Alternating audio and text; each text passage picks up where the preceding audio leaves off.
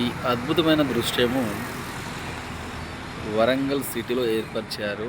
Naidu petrol pump దగ్గర, RT office దగ్గరలో.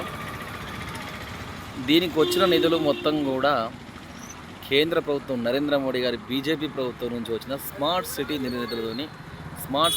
నిధులతో ఏర్పరచడం జరిగింది.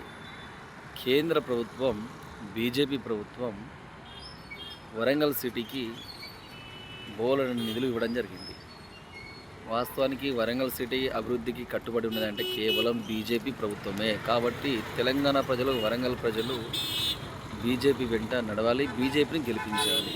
జై హింద్, జై భారత్.